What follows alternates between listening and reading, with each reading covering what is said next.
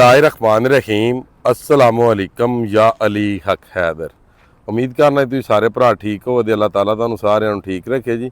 जिस तरह कि तुहानू पता है जी कि फ्लड अपडेट जा रही है रिवर चिनाब रिवर रावी। इस वीडियो के विच जनाब तुहानू दोवां दरियावां की जिहड़ी है ना जी वो अपडेट लब्बे दी रावी दी लब्बे दी बलोगी तक ते हाड़ सदनाई तक ठीक है। कोट नैना तो लग के ते रिवर चिनाब की तुहानू लब्बे दी हैड मराला तो लग के ते हैड 5 नत्थ तक की मुकम्मल रिपोर्ट लब्बेगी कि इस टाइम मैं जिस लोकेशन से खलोते हैं जनाब ये लोकेशन है जनाब मेरी शबाजपुर ब्रिज हैड मराला तो बजरी है पानी दे विचों विच जनाब 14 तो 16 किलोमीटर थल्ले। तो लो सब नाल पहला मैं तुहानू अपडेट जिहड़ी वो विखा दियां उस तो बाद फिर अपडेट शुरू करने जनाब।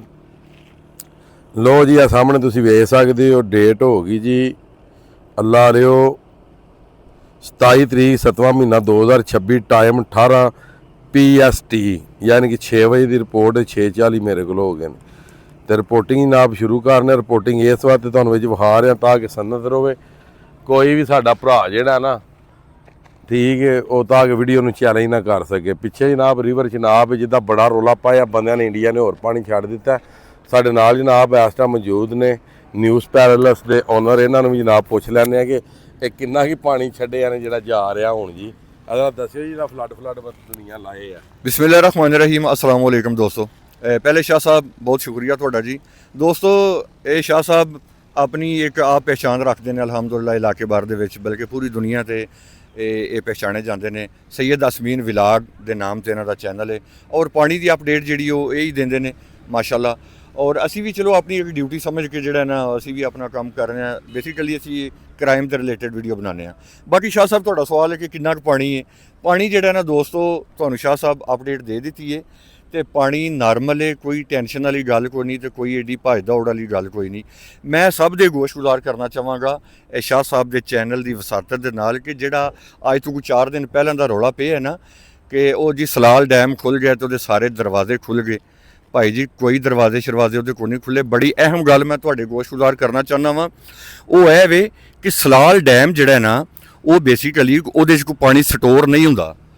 वो एक चलदे पानी दे विच जिहड़ा है ना जारी पानी दे विच एक बिजली पैदा करने वाला डैम है। अगर वो पानी छड्ड भी देंदे ने इंडिया वाले तो भाई जी वो जिहड़ा रिवर चिनाब च पानी पहुँचना है ना उन्होंने कोई टाइम लगना है। अगर वो पानी छड्डदे ने सुबह 10 बजे मिसाल के तौर पर तो भाईजान मैं तुहानू ये दसां कि river Chenab had Marala barrage तो पहला पानी पहुँचता है।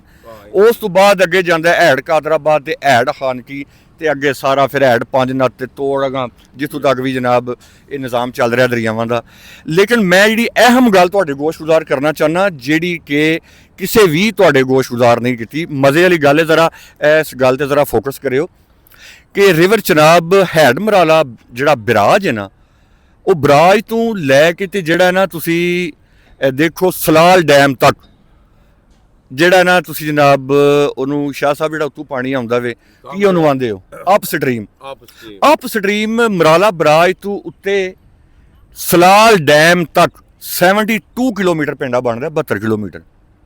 अगर दरम्याने दर्जे का फ्लड होवे ना तो भाई जी वो पहुँचते 6 घंटिया मराला बराज ते। बिल्कुल ठीक हो गया। अगर होवे हाई फ्लड फ्लो जिहड़ा पानी का ज़्यादा होवे फिर वो तकरीबन 2.5 तो 3 घंटे दे विच वो पानी जनाब पहुँच जाता मराला बराज। तो मैनू यह तुसीं दसो कि चौथा दिन जनाब सलाल डैम खुले है। अइयो 4 घंटे पूरे नहीं होए, अइयो 6 घंटे पूरे नहीं होए।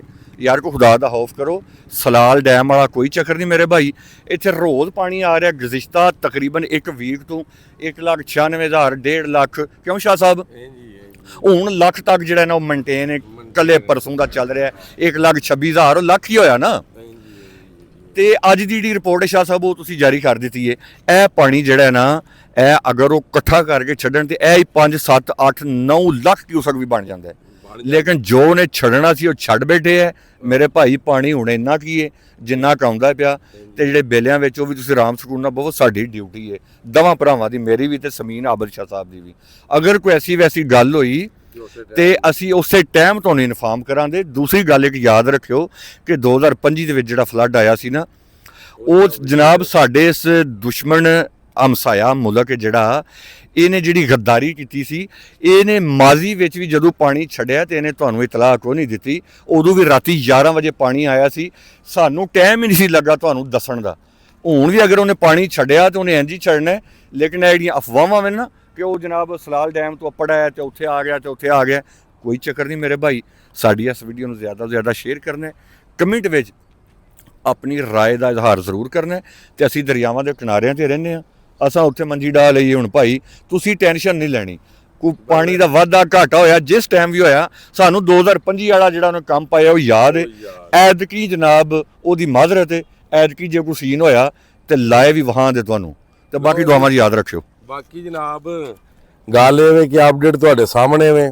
ਦਰਿਆਏ ਚਨਾਬ ਤਕਰੀਬਨ ਅਗਰ ਆਖਿਆ ਜਾਏ ਤਾਂ ਝੂਠ ਨਾ ਹੋਵੇਗਾ, ਕਮ ਸੇ ਕਮ ਜਨਾਬ ਮੇਰੀ ਆ ਗਿਆ ਥੱਲੇ 2 lakh cusec, 88,000 down stream 76,000, ਹਾਨਕੀ 96,000, Kadrabad 99,000 discharge ਦੱਸ ਰਿਹਾ।